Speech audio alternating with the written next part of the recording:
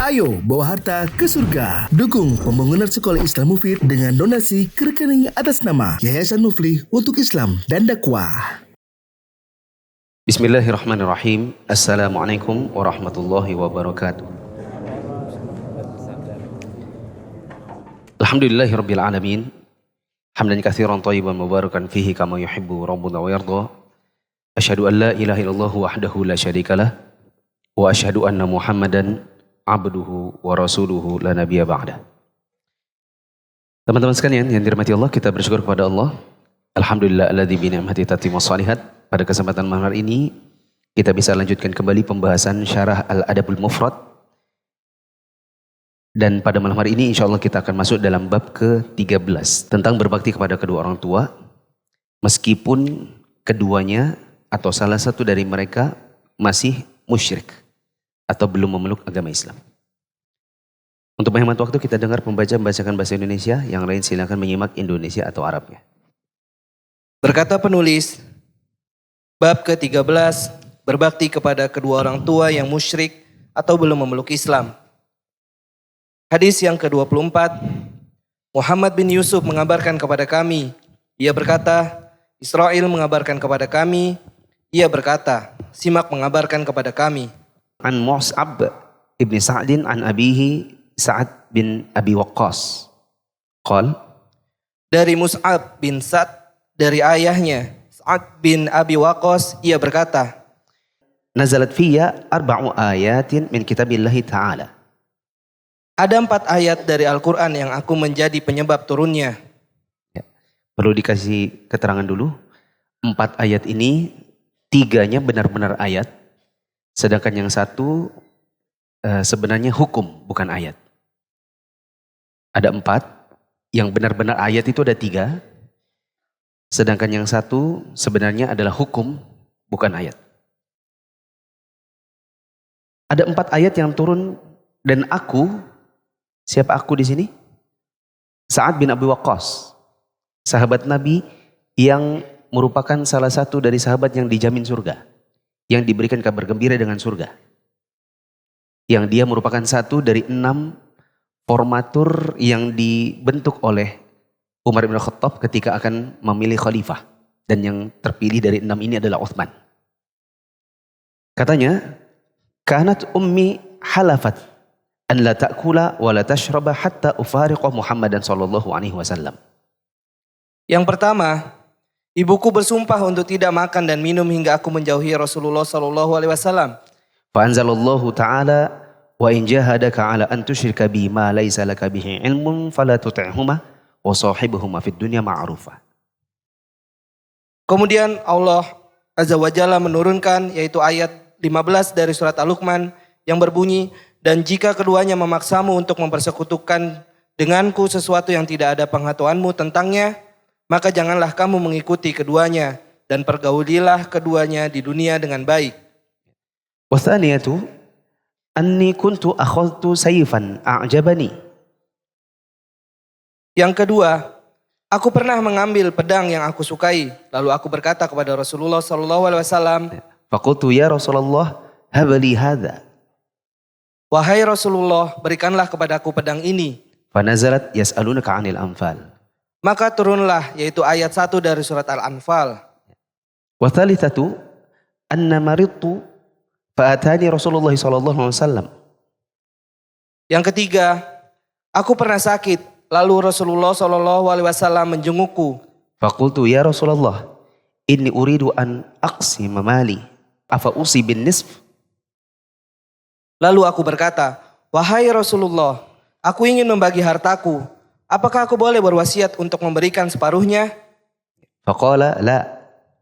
Beliau menjawab, tidak. Faqultu ats-tsulus. Lalu aku berkata lagi, sepertiganya? Fasakat. Beliau pun terdiam. Fakana ats-tsulusu ba'dahu jaizan. Lalu sepertiga dibolehkan setelah itu. Wa rabi'atu inni syaribtul khamra ma'a qaumin minal ansar. Keempat, aku pernah minum minuman keras bersama sekelompok orang dari Ansor. Fadaraba rajulun minhum anfi bilihyai jamalin. Lalu salah seorang dari mereka memukulkan rahang unta pada hidungku. Fa'ataitu Nabiya sallallahu alaihi wasallam fa'anzalallahu ta'ala tahrimal khamr. Lalu aku menemui Rasulullah Shallallahu Alaihi Wasallam. Setelah itu Allah Azza wa Jalla menurunkan ayat tentang haramnya minuman keras atau khamr. Yang benar di situ tahrimal khamri, bukan khamr. Begini teman-teman. Saya tuliskan di papan tulis. Sahabat ini bernama Sa'ad bin Abi Waqqas. Sa'ad ini mengatakan, ada 4 ayat yang turun karena saya sebabnya. Tapi tadi kita bilang yang benar bukan 4 ayat, melainkan 3 ayat. Sedangkan yang satu lagi, hukum. Yang pertama adalah ketika aku masuk Islam, ibuku bilang gini sama aku, kenapa kamu masuk Islam? Kamu harus keluar dari Islam. Dan ini perintah ibu. Bukankah Muhammad nyuruh kamu untuk berbakti pada orang tua dan mentaati orang tua? Jawabannya tentu. Nabi SAW menyuruh kita untuk taat kepada orang tua. Tapi masalahnya, ibunya Sa'ad bin Abi Waqqas ini nyuruh dia untuk keluar dari Islam. Maka ibunya bilang gini, kamu keluar, kalau enggak saya mogok makan. Kata Sa'ad, saya enggak bisa bu. Ibu lakukan apapun, pokoknya saya nggak bisa keluar dari Islam. Ini agama saya sekarang. Maka ibunya mogok makan hari 1, hari 2, hari 3. Sampai akhirnya ibunya betul-betul jatuh lemas. Ya, maka Sa'ad bin Abi Waqqas mengatakan kepada ibunya, Bu, maaf bu ya, seandainya ibu punya 100 nyawa, di depan mataku nyawa itu keluar satu-satu, saya nggak akan bisa meninggalkan Islam. Maka turunlah surat Luqman, ayat berapa tadi? 15. Bunyinya seperti apa? Bunyinya adalah wa in jahadaka ala an tusyrika bi ma laisa laka bihi ilm fala tuti'huma wa sahibuhuma fid dunya ma'rufa. Kalau orang tuamu mengajak kamu kepada kekufuran yang kamu tidak punya ilmu tentangnya, maka jangan ikuti. Dan tetap pergauli mereka di dunia dengan baik. Ini menunjukkan kepada kita, kita memang disuruh untuk menaati orang tua. Tetapi selama perintahnya bukan maksiat, apalagi kekufuran. Yang kedua adalah dia mengatakan, saya pernah ikut perang dan saya lihat ada pedang yang bagus. Saya bilang sama Nabi, Rasulullah boleh nggak saya minta ini? Maka turunlah surat Al-Anfal. Ayat berapa? Ayat 1. Yas'alunaka 'anil anfal. Mereka bertanya kepadamu tentang harta rampasan perang. Bahwa yang namanya nafl atau ghanimah itu adalah milik Allah dan Rasulnya. Dia sebutkan yang ketiga, ketika dia sedang sakit keras, pasca Fathu Mekah, dia masih ada di Mekah. Maka kemudian Nabi SAW dengar Sa'ad bin Abi Waqqas ini dalam kondisi sakit keras, maka Nabi jenguk. Nah, karena dia merasa dirinya ini kayaknya bentar lagi meninggal. Dia merasa dirinya akan mati, maka dia bilang sama Nabi, ya Rasulullah, saya pengen agar harta saya ini segera dibagi saja. Atau enggak minimal ya pokoknya saya wasiatkan. Bolehkah saya wasiatkan setengah? Nabi bilang enggak boleh. Bolehkah segini? Nabi bilang enggak boleh. Sampai akhirnya dia bilang, bagaimana kalau sepertiga? Maka Nabi mengatakan, ats-tsuluts was-tsulusu katsir. Sepertiga. Dan sepertiga itu katsir. Apa itu? Sudah banyak. Maka ini bukan ayat, tapi ini hukum. Bahwa di dalam wasiat itu maksimal sepertiga. Kalau ada orang berkata, saya mewasiatkan setengah dari hartaku, aku wasiatkan untuk masjid. Maka yang boleh ditunaikan hanya sepertiga. Kalau ada orang punya harta misalnya 80 juta. Biar mudah ngitungnya 90 juta.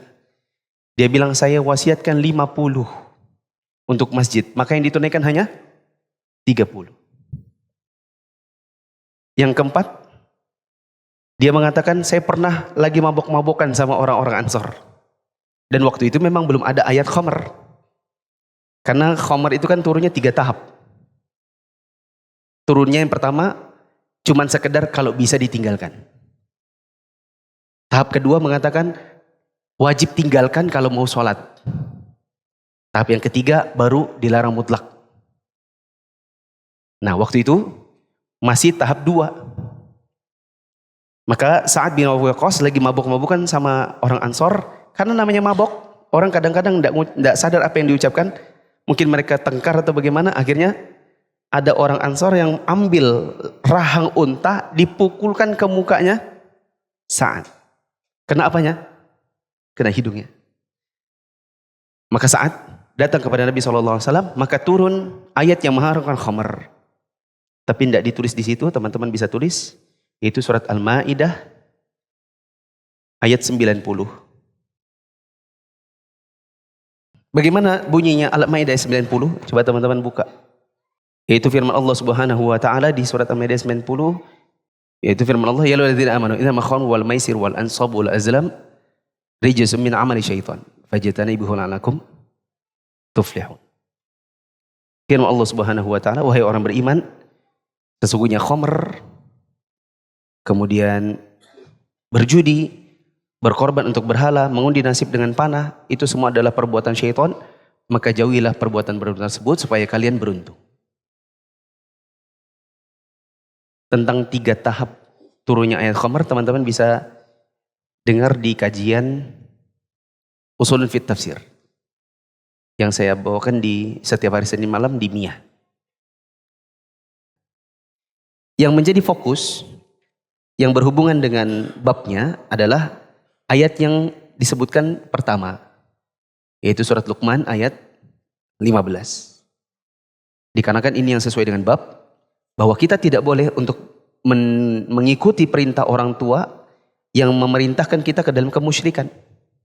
Tetapi kita tetap wajib berbakti kepada mereka meskipun mereka musyrik. Makanya Allah mengatakan, fala tuti'huma wa sahibhuma fid dunya ma'rufa. Janganlah kalian taat kepada orang tua yang demikian bila dia memerintahkan kalian kepada kemusyrikan, tapi perlakukan keduanya di dunia dengan baik. Ini untuk orang tua yang musyrik. Kata Syekh Abdul Razak bin Al-Husain Al-Abbad, apalagi kalau orang tuanya muslim, orang tua yang soleh, orang tua yang sholat dan seterusnya. Apabila mereka memerintahkan kebaikan, maka kita harus taat. Coba dibaca penjelasan kata. Penjelasan kata jahadaka, yaitu keduanya berusaha keras agar engkau menyekutukan Allah. Ya, sebagaimana ibunya Sa'ad. Ibunya Sa'ad berusaha keras untuk agar Sa'ad meninggalkan Nabi Muhammad. Caranya bagaimana tadi? Mogok makan, mogok minum. Terus? Penjelasan kata yang kedua, sahib huma, yaitu hiduplah bersama keduanya dan layanilah mereka. Dan ini berlaku meskipun orang tuanya musyrik. Terus? Penjelasan kata yang ketiga, arba'u ayat, yaitu yang dimaksud adalah hukum. Pernyataan Sa'ad bin Abi Waqqas bahwa ada 4 ayat dari Al-Quran yang diturunkan berkenaan dengan dirinya hanya untuk pemutlakan semata. Karena penetapan keharaman berwasiat untuk berinfak melebihi sepertiga harta, dasarnya adalah sunnah, bukan Al-Quran. Ya, ini yang saya maksud tadi, bahwa memang Sa'ad bilang ada 4 ayat. Dan yang dia maksud di sini adalah 3 ayat dan satunya adalah hukum. Atau yang dia maksud mungkin adalah 4-4-nya adalah hukum. Terus? Penjelasan kata yang ketiga, Al-Anfal, yaitu bentuk jamak dari An-Nafl, yang berarti tambahan. Istilah ini digunakan untuk harta rampasan perang atau ghanimah, karena hal tersebut merupakan hasil tambahan yang diperoleh di samping tujuan pokok untuk meninggikan kalimat Allah. Penjelasan kata yang keempat, bilah yai jamalin. Ya, sepertinya mungkin yang benar bilih yai jamalin. Karena rahang itu lihyah. Makanya kita disuruh untuk pelihara lihyah. Maksudnya rambut-rambut yang tumbuh di rahang ini. Ini namanya lihyah. Jadi mungkin yang benar lihyai jamal. Rahangnya onta.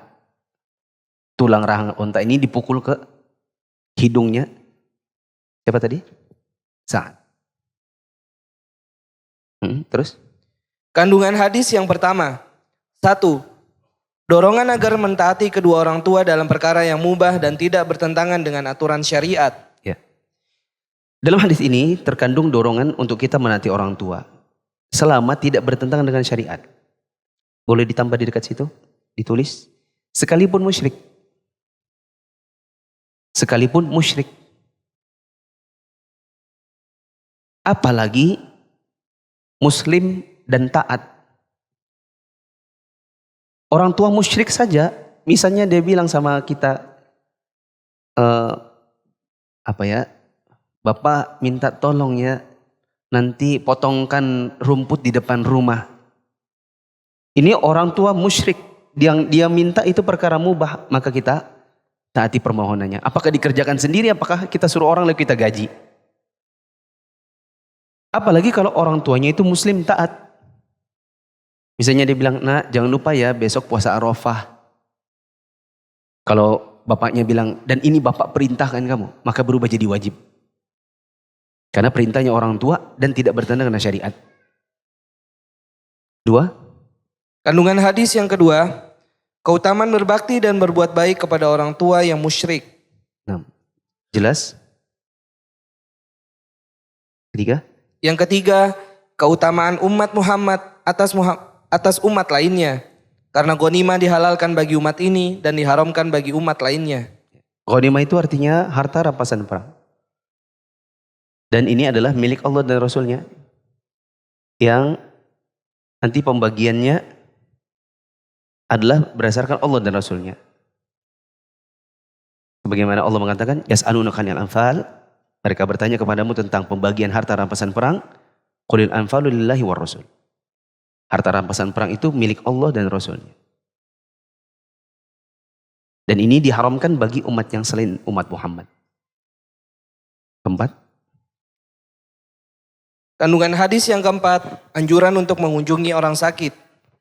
Sebagaimana Nabi SAW mengunjungi Sa'ad. Ya, karena saat ini termasuk di antara orang-orang yang mengikuti Nabi di awal-awal. Bahkan ada riwayat dari anaknya Sa'ad yang bernama Aisyah. Tapi bukan Aisyah binti Nabi, melainkan Aisyah binti Sa'ad.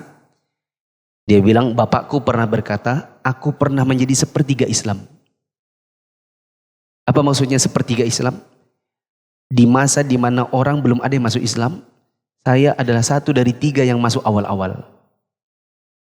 Di antaranya adalah Khadijah, Abu Bakar, Sa'ad. Ada juga yang mengatakan Nabi, Abu Bakar, Sa'ad. Meskipun ini adalah klaim Sa'ad sesuai dengan apa yang Sa'ad ketahui. Karena kalau kita dapati riwayatnya di zaman sekarang, ternyata yang pertama masuk Islam itu bukan Abu Bakar, tapi Waraqah bin Naufal. Karena setelah dapat wahyu, Nabi pulang, lari ketakutan, diselimuti, lalu kemudian pergi ke rumahnya siapa? Waraqah bin Naufal. Lalu Waraqah mengatakan, wahai Muhammad, itu adalah Jibril yang pernah datang kepada Nabi Musa.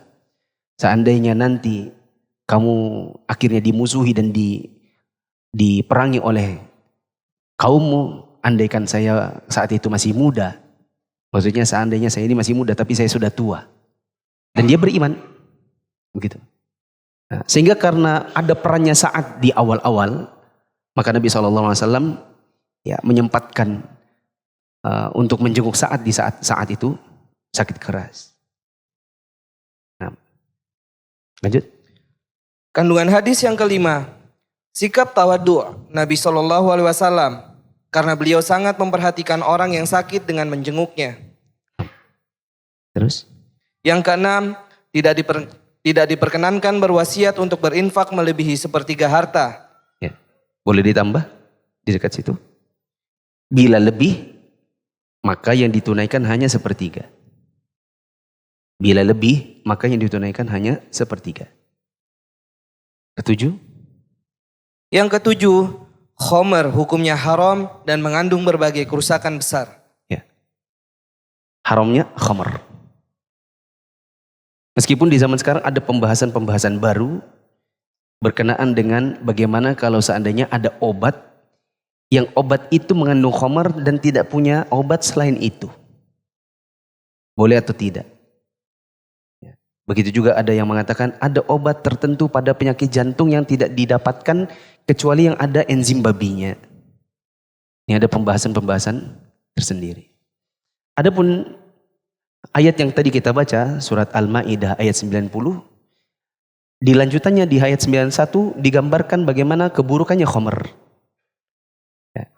Yaitu kata Allah Subhanahu wa taala, "Innama yuridu syaitanu ayyuqi'a bainakumul adawata wal baghdha." Kalau kalian minum khamr dan kalian berjudi, sesungguhnya syaitan itu memang sengaja bermaksud untuk menimbulkan permusuhan dan kebencian dari kalian dengan cara dua-duanya itu. Makanya saat sama orang Ansor mabuk bareng, setelah itu main tonjok-tonjokan. Pernah dengar yang kira-kira 4 atau 5 bulan lalu orang tikam-tikaman gara-gara ayam dan telur mana yang duluan? Ya. Mereka akhirnya satu bunuh satu penjara. Itu awalnya bukan soal ayam dan telurnya, tapi soal maboknya. Memang ada 2 unsur di sini. Satu, debat gak penting. Ya kan? Perdebatan yang tidak penting memang dilarang. Karena kalau kita bilang, kalau kita menang dalam perdebatan itu bahwa yang duluan adalah ayam, maka kita tidak dibilang pintar. Kalaupun kita kalah, kita tidak dibilang bodoh. Faktor yang kedua, ini yang lebih parah, yaitu debatnya saat minum khamr. Satu membunuh, yang satu terbunuh. Yang terbunuh masuk kubur, yang bunuh masuk penjara. Ya. Selain itu, keburukannya khamr juga tergambar pada perkataan Allah, wa yasuddakum an dzikrillahi wa anis shalah. Kalau kalian minum khamr dan berjudi, itu sering mengakibatkan kalian lalai dari mengingat Allah dan dari salat. Apa ya ada orang habis sabung ayam terus berhenti dulu ya kita sholat bareng. Kita tidak temukan orang yang seperti itu. Biasanya ya namanya judi itu menghilangkan akal sehat mereka, membuat mereka asik, apalagi kalau kalah terus. Ya. Makanya di antara manusia paling bodoh di zaman sekarang itu yang ikut judi online, judul. Kalau judinya judi offline, itu kemungkinan menangnya masih 50-50. Tapi kalau judinya online, Anda lawan mesin, yang mesin itu sudah diatur algoritmanya oleh yang bikin coding. Tidak mungkin 50-50. Kalaupun Anda dikasih menang paling 20, sisanya 80-nya kalah terus. Ya. Ini juga menimbulkan permusuhan. Makanya kita ada dengar beberapa waktu yang lalu, poluan bakar suaminya yang juga sesama polisi.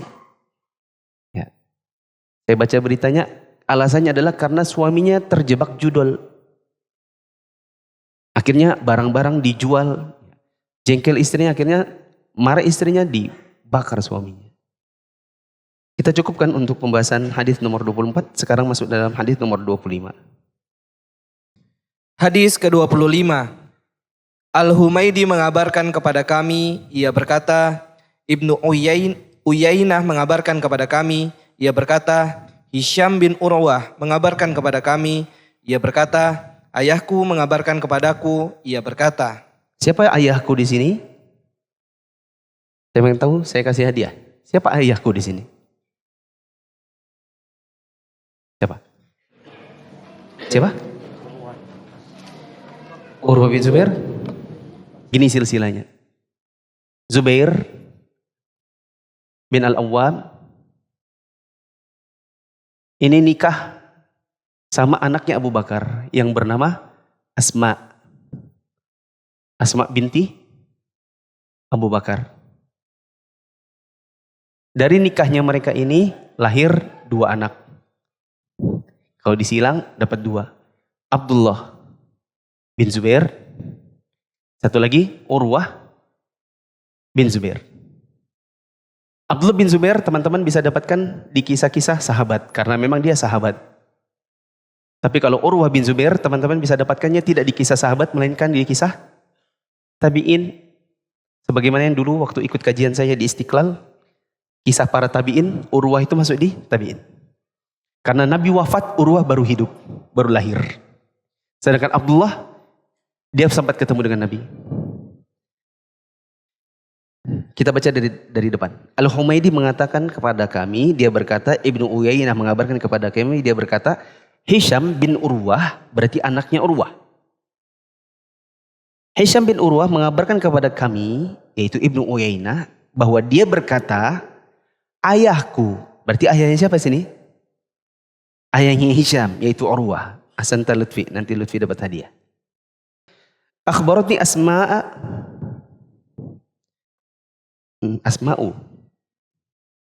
Yang benar Asma'u, bukan Asma'a. Baca buku ini kita agak perlu ekstra pakai nahu ya. Karena saya lihat banyak harokat-harokatnya yang agak keliru-keliru. Tadi saya sudah ketemu satu. Yang keliru adalah lihyai. Sekarang ini Asma'u, bukan Asma'a. Akhbaratni Asma'u binti Abi Bakar. Qalat. Asma binti Abi Bakar mengabarkan kepadaku, ia berkata, Asma binti Abu Bakar, siapa ini? Neneknya Hisham, alias ibunya Urwah. Alias suaminya, alias istrinya Zubair. Semoga teman-teman gak pusing ya. Asma binti Abu Bakar mengatakan kepadaku, qalat atatni ummi raghibatan fi ahdi Nabi SAW. ibuku datang dalam keadaan rindu kepadaku di zaman Rasulullah SAW. Boleh dikoreksi, itu bukan raghibatun tapi raghibatan. Yang sudah ikut kelas bahasa Arab insya Allah paham kenapa harusnya raghibatan. Ibuku datang kepadaku dalam keadaan rindu di zaman Rasulullah SAW. Maksudnya adalah di zaman saat terjadi perjanjian Hudaybiyah. Nanti saya jelaskan. Kemudian, fasa'altu Nabiya SAW asiluha. Lalu aku bertanya kepada Rasulullah SAW, apakah boleh aku berbuat baik kepadanya? Qala na'am. Beliau menjawab, ya. Qala Ibnu Uyainah. Fa'anzalallahu ta'ala fiha la yanhakumullahu 'anil ladzina lam yuqatilukum fid din.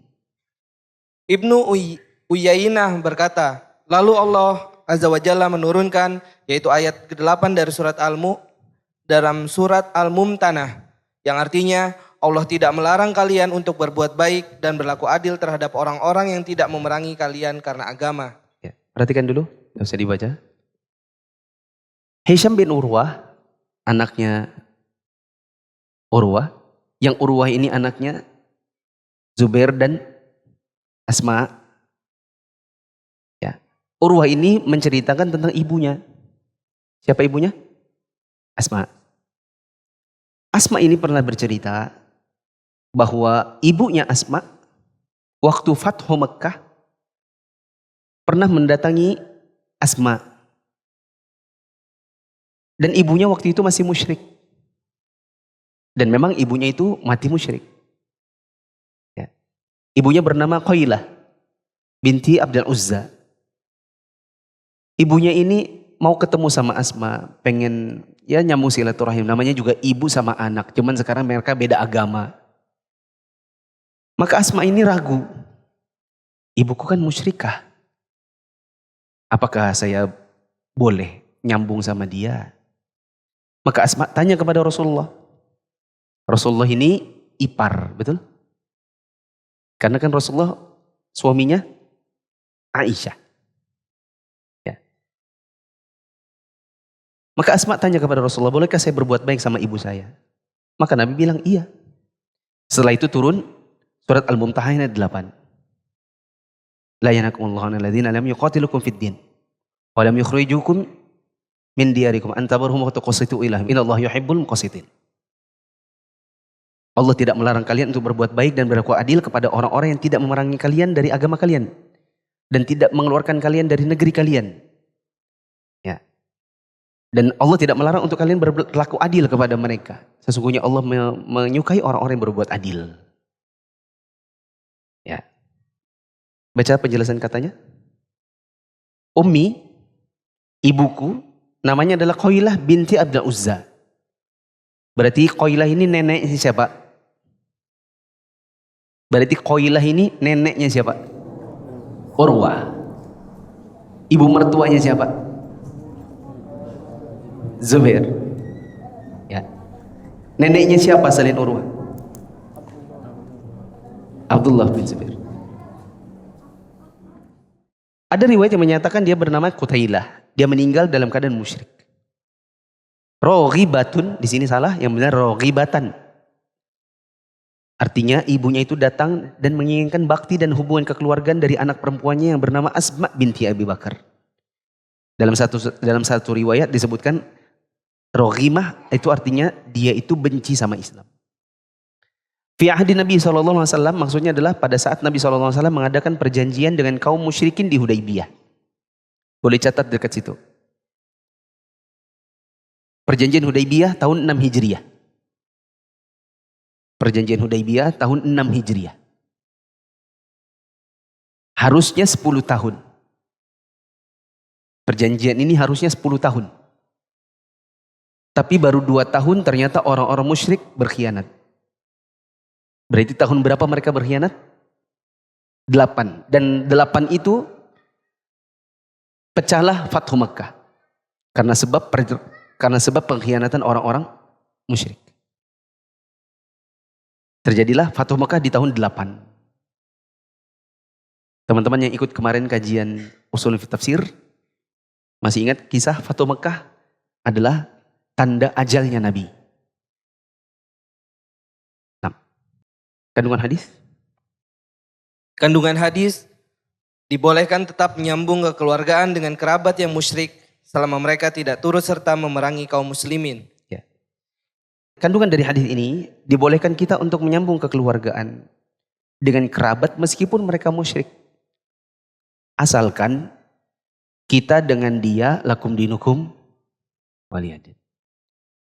Jadi meskipun ibu kandung kalau dia misalnya Nasrani, dia minta kita untuk ikut acara Natalan, maka kita tetap menyambung silaturahim dengan ibu tapi nggak boleh ikut-ikutan Natalan.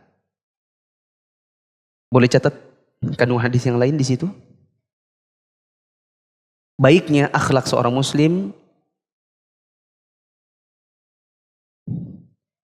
bisa menarik hati kaum musyrikin. Baiknya akhlak orang muslim bisa menarik hati orang musyrik. Maksudnya Nabi SAW bilang sama Asma, iya sambunglah silaturahim dan berbuat baik sama ibumu. Alasannya adalah siapa tahu kalau kamu berbuat baik sama ibumu nanti ibumu bisa masuk Islam. Coba kalau kita misalnya punya keluarga musyrik tapi kita tidak pernah berbuat baik sama dia, bahkan kita cenderung putus silaturahim. Pertanyaannya, bagaimana cara kita dakwahi dia? Kita dituntut untuk tetap berbuat baik supaya ada jalan hidayah. Hadis ke-26. Hadis ke-26. Musa mengabarkan kepada kami, ia berkata, Abdul Aziz bin Muslim mengabarkan kepada kami, An Abdullah ibn Dinar, qala sami'tu ibna Umar yaqul. Dari Abdullah bin Dinar, ia berkata, aku mendengar Abdullah bin Umar berkata, Ra'a Umar radhiyallahu anhu hullatan sira atau sayra tuba'. Umar bin Al-Khattab, yaitu ayahnya, pernah melihat kain yang bercampur sutra. Di situ ada terjemahan yang kurang. Kain bercampur sutra dijual. Umar bin Khattab, ayahnya, yaitu ayahnya Abdullah bin Umar, pernah melihat ada kain. Kain ini disebut dengan hullah sayra, yaitu kain campur sutra, yang kain itu dijual. Dijual. Karena ada kata-kata tuba'. Tuba' itu artinya dijual. Faqala ya Rasulullah, ibta' hadhihi falbasha yawmal jumu'ati wa idza ja'akal wufud. Lalu ia berkata, Wahai Rasulullah, belilah ini dan pakailah pada hari Jumat dan ketika menjamu para utusan. Qal innama yalbasu hadhihi man la khalaqa lah. Rasulullah SAW lalu bersabda, sesungguhnya yang memakai ini adalah orang yang tidak mendapat jatah bagian dari surga di akhirat kelak. Fautiya Nabi SAW minha bihulalin fa arsala ila Umar bihullatin. Ketika Rasulullah SAW diberi hadiah kain sutra, satu di antaranya dikirim kepada Umar bin Al-Khattab. Faqala kaifa albasuha wa qad qulta fiha ma qulta. Umar lalu berkata, bagaimana aku akan memakainya sedangkan engkau telah berkata tentang haramnya kain ini? Qal inni lam u'tikaha litalbasaha. Rasulullah SAW lalu bersabda, aku tidak memberikannya kepadamu untuk engkau pakai. Ada harokat yang salah, yang benar litalbasaha, bukan litalbiasiha. Yang sudah ikut kelas bahasa Arab insya Allah paham. Saya ulang, inni lam u'tikaha litalbasaha walakin tabi'aha au taksuha. Tetapi engkau dapat menjualnya atau memakaikannya kepada orang lain. Farsala biha Umaru ila akhin lahu min ahli Makkah qabla an yuslima. Umar lalu mengirimkannya kepada saudaranya di Mekah sebelum dia masuk Islam. Perhatikan teman-teman kisahnya. Pernah suatu ketika Umar lihat ada kain namanya hullah sayra. Apa itu tadi? Kain yang ada campuran sutranya. Kain itu dijual. Maka Umar bin Khattab mengatakan, ya Rasulullah, beli ini yuk. Coba Anda beli aja. Jadi kalau dipakai nanti di hari Jumat atau kalau ada utusan-utusan orang, Anda bisa menjamu mereka dengan baju yang bagus. Karena dari sutra. Maka Nabi SAW mengatakan, yang pakai baju model begini, kain-kain sutra ini adalah orang yang tidak ada jatah di surga. Artinya halal atau haram? Haram. Dari sini kita bisa ambil kesimpulan, haram bagi laki-laki muslim pakai sutra. Kecuali kalau satu, sutranya hanya tambahan kecil untuk sebuah kebutuhan. Dia tidak boleh mendominasi. Kemudian lepas dari hari itu, Nabi cuma komentar ini yang pakai gini nggak punya jatah di surga. Lewat berganti hari, maka suatu hari Nabi SAW dikasih orang dibawakan kain sutra. Kain ini dibawa kepada Umar. Maka Umar bilang, ya Rasulullah, buat apa saya pakai kain begini? Apa iya saya bisa pakai? Padahal kan dulu Anda pernah bilang, apa katanya? Yang pakai kain begini tidak punya jatah di surga. Masa saya pakai? Maka Nabi bilang, saya kan ngasih kamu gak mesti dipakai. Bukan untuk kamu pakai, tapi untuk kamu, entah kamu jual, entah kamu pakaikan ke orang. Karena sutra ini halal buat, misalnya buat perempuan. Haramnya buat laki-laki muslim. Maka akhirnya Umar kirimkan orang untuk kirimkan itu sutra ke saudaranya yang masih di Mekah, yang orangnya itu belum masuk Islam. Ada yang mengatakan nama saudaranya itu adalah Uthman bin Hakim, dan dia adalah saudaranya Umar dari ibu. Saudara seibu. Ada riwayat Nasai yang menyebutkan saudaranya itu, catat di situ, saudaranya itu namanya Uthman bin Hakim, yaitu saudara seibu. Saudara seibu. Azan dulu. Setelah ini baru penjelasan dan kandungan hadis.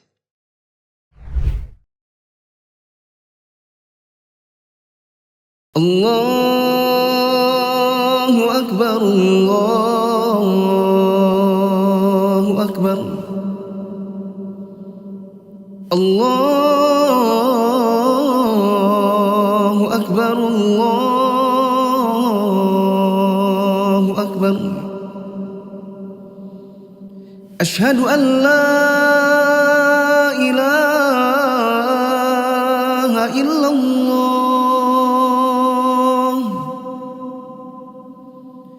Asyhadu an la ilaha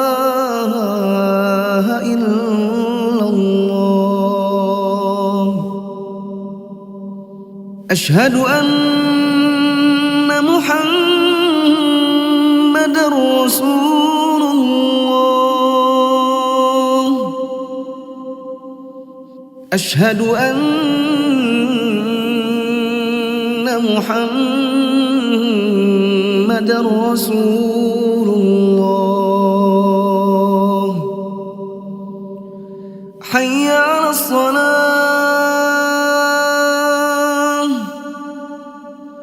حي على الصلاة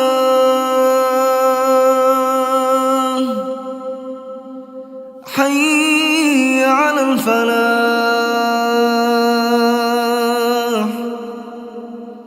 حي على الفلاح الله أكبر الله أكبر لا إله إلا الله.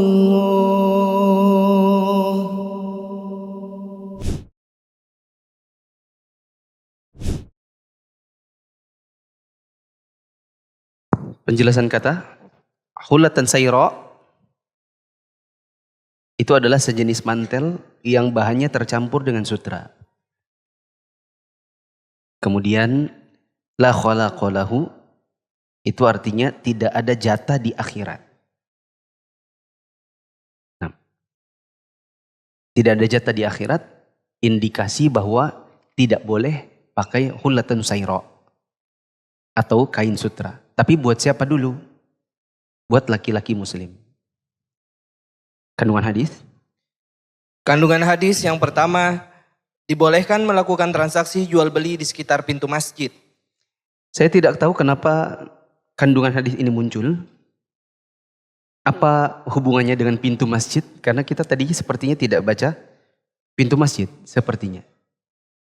Kecuali kalau kemudian ada riwayat yang menyebutkan bahwa ini kejadiannya di depan pintu masjid, dijual kain tersebut. Ya, saya tidak sempat untuk mencari-carinya. Tadi juga dengarkan kajian Syekh Abdul Razak, tidak ada penjelasan tentang masjid. Ya. Tapi kalaupun seandainya kita mau pindah ke bab ini, bab soal jual beli di masjid boleh atau tidak, di sini ada perbedaan pendapat ulama dalam hal satu, hukumnya apa? Sebagian mengharamkan, sebagian memakruhkan. Kalau haram berarti hanya boleh jual beli di masjid kalau darurat. Sedangkan kalau dia makruh berarti hanya boleh kalau ada hajat. Dan ini jadi jawaban kalau ada yang bertanya kenapa di dalam Masjidil Haram ada sewa menyewa kereta dorong. Kok boleh transaksi di situ? Jawabannya karena penggunaan kereta dorong di masa ini bagi orang-orang yang memang tua, sakit kakinya dan lain-lain memang itu hajat. Bahkan bisa jadi darurat. Maka diperbolehkan untuk yang di dalam Masjidil Haram sewa menyewa skuter dan yang semacam itu. Adapun kalau bisa untuk menghindari perbedaan pendapat ini, maka kalau ingin jual beli di masjid maka usahakan di luar pintu, bukan di dalam. Usahakan di luar pintu. Termasuk di antara penerapan nomor 1 ini, kalau lagi i'tikaf, maka jangan jual beli di masjid. Biasanya ada pedagang-pedagang yang di 10 hari terakhir bulan Ramadan mereka i'tikaf, tapi mereka tidak bisa tinggalkan jual belinya. Misalnya dia pedagang kue kering, jadi dia tetap pasang status, ya kan? Melayani jual beli online-nya. Boleh atau tidak? Kalau hanya sekedar pasang status, wallahu alam, boleh. Yang tidak boleh adalah terima duit dan melayani yang betulnya transaksi jual beli. Kalaupun ingin melakukannya, ya berarti keluar dulu dari masjid. Kedua, kandungan hadis yang kedua, diharamkannya sutra bagi laki-laki dan dibolehkan bagi wanita. ya. Haram sutra bagi laki-laki dan boleh untuk wanita. Boleh ditambahkan di situ, kecuali bagian kecil karena hajat. Kecuali bagian kecil karena hajat. Karena di masa Nabi SAW ada sahabat Nabi, dia suka gatal-gatal di tangannya. Nah tangannya ini suka gatal-gatal kalau kena kain biasa. Maka di ujung-ujung bagian tangan bajunya, dia ganti dengan kain sutra. Karena kain sutra ini aman buat gatal-gatalnya. Jadi itu hanya bagian kecil. Itu pun karena hajat. Karena gatal-gatal. Terus? Dibolehkan menghadiahkannya kepada seseorang dan menjualnya. Ya. Karena sutra itu masih bisa dipakai untuk yang halal. Misalnya buat perempuan. Maka kalau kita hadiahkan kepada orang itu boleh. Makanya Nabi hadiahkan kepada Umar. Umar hadiahkan kepada saudara seibunya. Yang namanya siapa tadi? Uthman bin Hakim. Nabi hadiahkan kepada Umar, Umar hadiahkan kepada saudaranya. Itu menunjukkan bahwa sutra buat laki-laki nggak boleh dipakai. Tapi kalau dihadiahkan masih boleh. Dikarenakan penggunaannya bisa jadi nanti buat perempuan yang halal. Ini juga jawaban kalau ada yang bertanya, Ustadz apa hukumnya jual pakaian dalam perempuan? Memangnya kenapa? Takutnya nanti yang beli itu yang makainya keluar rumah pakai pakaian dalam. Kita bilang pakaian dalam itu antara yang halal dengan yang haram kan kita nggak bisa bedakan. Ya, karena penggunaannya ada penggunaan campur. Bersekutu di situ antara yang halal dengan yang haram. Maka boleh-boleh saja jual pakaian dalam. Karena saya dulu tahun kira 2007 pernah dapat pertanyaan begitu. Ya, apa hukumnya jual pakaian dalam perempuan? Karena sebagian perempuan di zaman sekarang menggunakan pakaian dalam buat luar. Kita katakan boleh.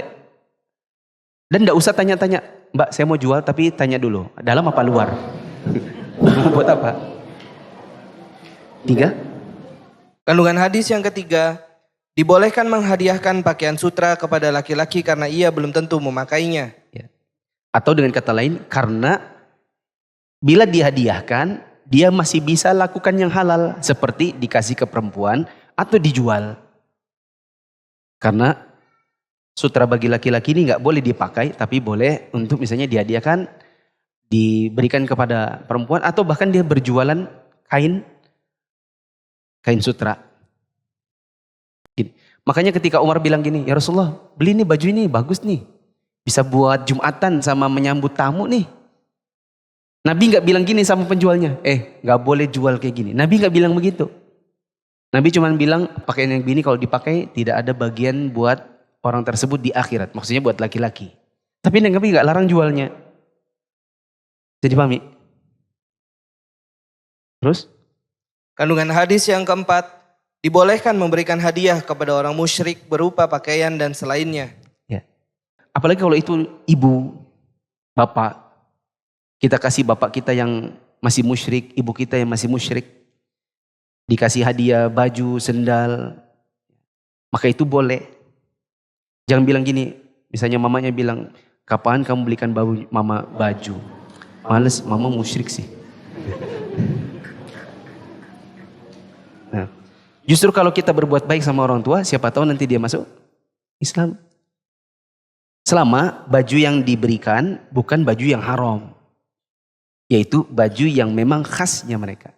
Misalnya mamanya bilang, mama ini pengen beli baju Santa Claus buat bapak. Karena besok mau Natalan. Bisakah kamu belikan? Jawabannya, nggak bisa, nggak boleh. Karena itu baju kekafiran. Terus? Kandungan hadis yang kelima, anjuran mengenakan pakaian terbaik ketika mendatangi sholat Jumat, sholat Id, dan bertemu para utusan dan acara semisal. Kita dianjurkan untuk pakai baju yang paling bagus. Untuk datangi sholat Jumat, sholat Id. Kalau kita ditanya, kalau saya punya baju bagus, lebih pantas atau lebih bagus mana saya pakai baju bagus ini? Buat sholat Jumat apa buat sholat Id? Yang mana? Dua-duanya dong. Kan dia bilang, kalau saya punya baju bagus, lebih bagus mana saya pakai Jumatan atau pakai Id? Jawabannya, dua-duanya. Tapi kalau dia bilang, kalau seandainya saya pakai di hari Jumat dengan di hari Id, mana yang pahalanya lebih bagus? Mana yang pahalanya lebih besar? Jawabannya Jumatan dan bukan Id. Jumatan itu lebih mulia ketimbang suasana sholat Id. Ini pembahasannya waktu di BDI Ensiklopedia Sholat Jilid 2 tentang sholat Jumat. Bahwa sholat Jumat itu lebih baik di sisi Allah daripada sholat Id. Maka kalau antum suka pakai sorban, suka berdandan di hari Id, ketahuilah dandanan antum itu lebih pantas untuk di hari Jumat ketimbang di hari Id. Kita juga bisa bilang begini, sebagian orang ada yang kalau sholat Id bajunya Masya Allah bagus-bagus baru-baru. Tapi kalau Jumatan pakai baju kaos. Kita tanya, kenapa Bapak pakai baju kaos kalau Jumatan sedangkan Id pakai baju yang bagus, bahkan baru? Maka mereka mungkin menjawab, ya karena kan lebih bagus kalau sholat Id. Ya, salah. Seandainya pun Anda harus pilih, seandainya pun harus memilih. Ya, misalnya ini Anda di penjara, terus Anda ditawarkan 2 baju. Ya, tawarin 2 baju. Pilih. 1 buat Jumatan, 1 buat Id. Satunya kaos, satunya jubah, maka ambil yang jubah buat Jumatan. Idnya yang kaos. Seandainya pun harus memilih. Terakhir yang ke-6. Kandungan hadis yang ke-6, dibolehkan menyambung kekeluargaan dan bersikap baik terhadap kerabat yang kafir. Sebagaimana Umar ngasih hadiah kepada saudaranya yang masih kafir. Ya, apalagi kalau ini ibu. Mungkin maksudnya Imam Bukhari meletakkan riwayat ini di nomor 26. Padahal tadi babnya adalah bab tentang berbuat baik kepada orang tua. Kok yang nomor 26 ini bukan orang tua, melainkan saudara. Kita katakan saudara aja kita berbuat baik. Apalagi orang tua. Demikian, subhanakallahumma wa bihamdika asyhadu an la ilaha illa anta astaghfiruka wa atubu ilaik. Assalamualaikum warahmatullahi wabarakatuh.